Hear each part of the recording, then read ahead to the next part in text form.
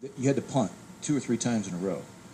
And Johnny Hecker really, I mean, he did. bailed you out of a potentially bad situation where you're going to give up field position. You kept gaining field position. In fact, you ended up with a 53-yard net punt because it was perfectly placed. Yeah, it was a great job by the guys. We had the one penalty called on us where now the rule is if you're one of those gunners and you're outside and you get double teamed, it's the hardest job in football, by the way, and they let you hold. So, and that's one of the things. We talked about that. Legalized mugging. Yes. We've talked about it. Where did that rule come from where you got 2 guys on one guy and the 2 guys can hold the one guy? Right. And it's not a foul unless you take him to the ground. It just Right. makes no sense, So anyway, if you release and get pushed out of bounds, as long as you make an effort to get back in the field of play, you're okay. But if you run out of bounds untouched, it's a foul, and it's a 15-yard penalty. So we had a little wide split, and Isaiah released, and what we teach them to do is if you release them this way, is just reach out and touch one of the guys before you go out of bounds, and then you're technically okay because you haven't gone out of bounds on your own. Yeah. So he did that. So the guy 40 yards down the field has got to make that call, which is an impossible call anyway, because most people are standing up in the white. You can't see anyway. He calls a penalty. So then we got the block in the back. So those 2 offset. So we had to kick again. But the play before that, Benny had gotten hurt, and Benny thought he had been replaced, and Benny ran out right at the last minute.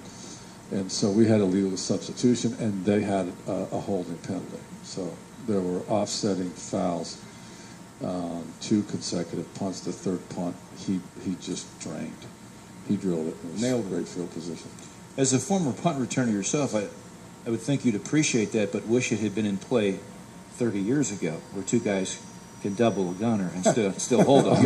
You're saying that wasn't the case in the 80s. I saw the other side of it also, and I was a gunner too. So no fun. That was not fun. Right. No, I get up there and say, let's go. I just start talking to him. Try to distract him. Yeah, distract him, but then take off and run down the life. Yeah. We were talking about right before half, your decision with the timeout and what. And Edward Jones FaceTime question. Matt is in-house, has a question for Coach Fisher. Hi, Matt. Hey, Coach. What's the craziest thing you've ever done in the locker room to motivate your team? You hear stories like Mike Singletary and what he did in San Francisco. So anything like that? We do a lot of different things. Now, are you talking about before the game or in the locker room or at any time? Yeah, at any time. Did we talk about what we did last weekend, the 9/11 thing? No. No? Okay. Well, this is a great example, and this is really cool. I appreciate you asking the question. I got to be friends with one of the Port Authority officers that was trapped in Tower 2 at the World Trade Center. And he was the one that the movie World Trade Center was based on with Nicolas Cage. And so I got to know actually the actual officer, got to be friends with him. So we honored him at the game last week. I don't know if you know, we honored him. And so I had him come in and talk to the team. But I cut the movie down into, I reduced the movie to, I told our video guy, Larry, I said, Larry, could you reduce this thing down between 8 and 10 minutes and just kind of, so I could show them, because so many of our players now were, how old were they when this happened? 15, some of them were 6 years old, 7 years old.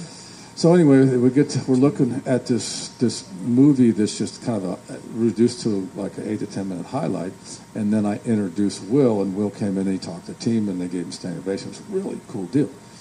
And so before we were going to put the DVD in, I looked, and guess how long the DVD was?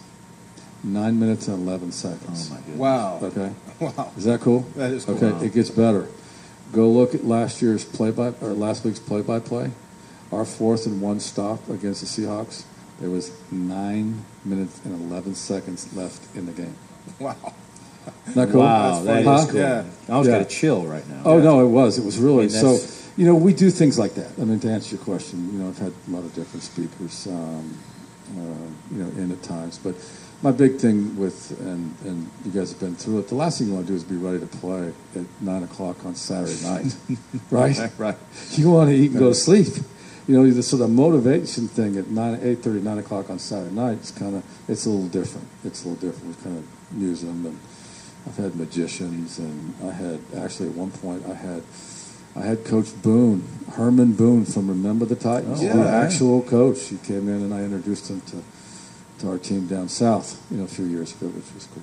That's very, very cool. You do like to have an environment where your players and staff are having some fun. Saturday night you have fun. Yeah, well, just throw out stuff. You have Jeopardy tournaments. I mean, you do some different things with the players. Well, no, not Jeopardy. It's not a Jeopardy tournament. Well, it's an annual thing that Coach Fossil does. Yeah, Jeopardy. You play Jeopardy. We divide the team into three teams, yes, and they play Jeopardy, and it is hilarious. That would be fun. Yeah. I want to see that. Yeah. All right, Joe on Twitter.